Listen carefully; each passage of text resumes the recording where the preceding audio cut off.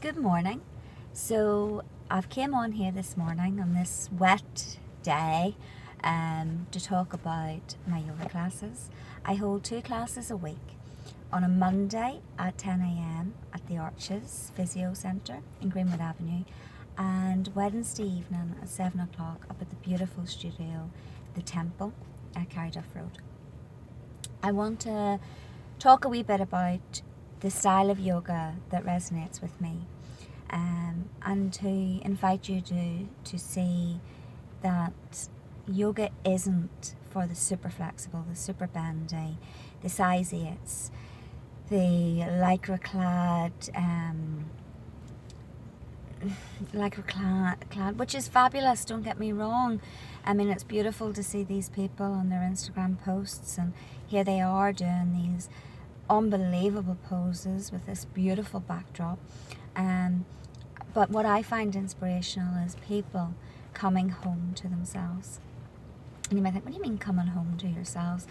And the only way I can describe it was I have been practicing yoga for many years, and I loved the physical side of it, and I still do.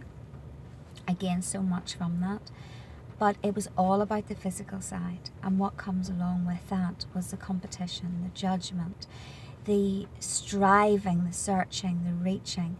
Every class I went to, it was, I was thinking, how can I get out of Savasana? I'm just here for this physical practice to really get, flexible in my body and to get strong. And every class I went to, it was hard on myself. I strived to get deeper. I was critical if I didn't touch my toes, which I did last week. I was like, why? And if I seen somebody that I hadn't recognized before in the class, and they could just all of a sudden go into this headstand, or their head came in between their legs with their knees super straight, and their downward dog, their heels were on the ground. And I was, judgmental that I couldn't do that, and how long had they been doing yoga for, and why were they able to do it? And I was really, really hard on myself. And with that, yes, I gained in, in that push, I gained in the physical side, but I didn't get the magic. I wasn't doing yoga. I was doing physical form of exercise. And I came across the Hatha Yoga, which is not a brand. It's tradition. It's traditionally from the grandfather of yoga, but it's the heart, and I fell in love with it. It was uncomfortable because for so many years I was away from my body. My body was separate. I have had childhood trauma, and who from Northern Ireland doesn't have some sort of trauma? And as a form of protection, I built this armor around myself. I disconnected from really feeling my body, and on an emotional level. And this buried trauma and this buried stress, I seen as a way of protection, and it was a way of protection. It was my coat of armor. But as the years progressed, this coat of armor got heavier and heavier and heavier. And the Hatha Yoga came at the right time for me.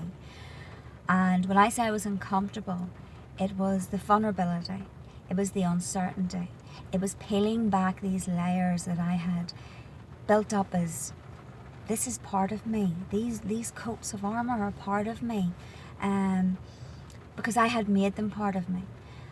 And so feeling safe and comfortable and peeling these layers away definitely did stir up emotions, but it brought me back home to myself. It brought me closer to my body and my mind, and they were at one. And I let go of that judgment. I still had the monkey on my shoulder and the wee demon, that popped its head up because it was habit and it was comfortable, it was familiar.